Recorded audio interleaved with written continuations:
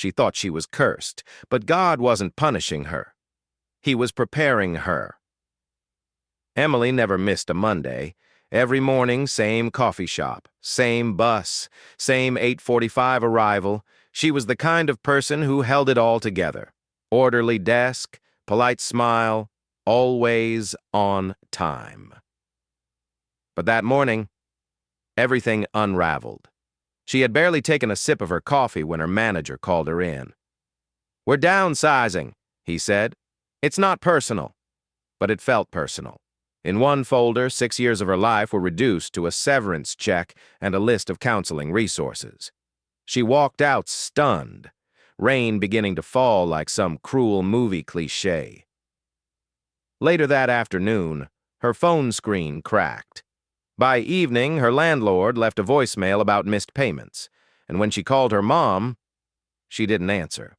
It was like the entire world hit pause on her, and only her. Emily didn't scream.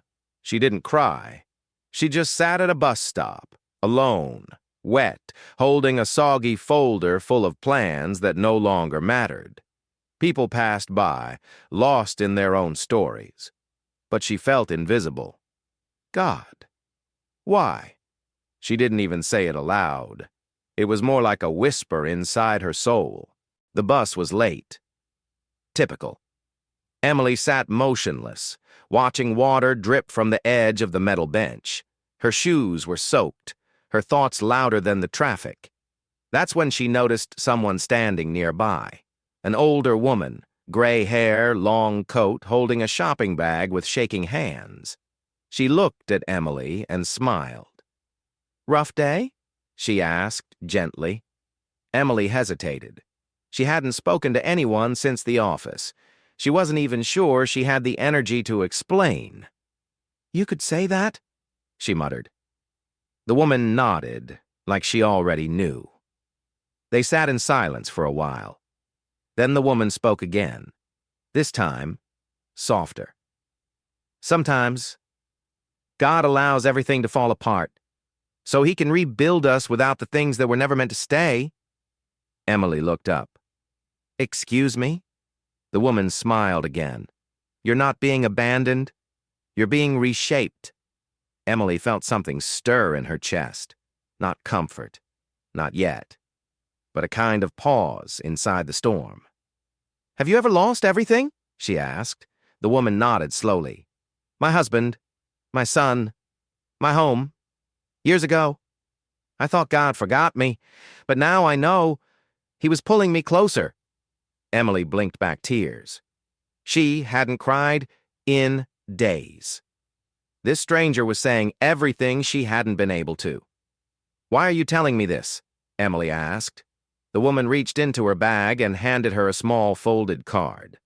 On it, just 5 words.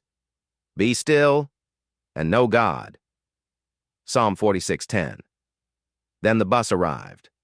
The woman stepped on first. Emily followed, heart heavier, but also lighter somehow. She sat by the window, clutching the card. When she looked up, the woman was gone. Days passed, then weeks. Emily didn't get her job back. She didn't magically find money. Her phone stayed cracked. The world didn't suddenly become easy again. But something had shifted. Each morning she would sit with a cup of coffee and read that small card. Be still and know God. And in that stillness, she began to notice things. A job rejection didn't feel like failure. It felt like redirection. An unpaid bill didn't mean God forgot. It meant he was teaching her to trust. One Sunday, she walked into a small church she had never noticed before. She sat in the back, arms crossed, unsure. The pastor was speaking about how God used the wilderness to prepare Moses, not punish him, prepare him.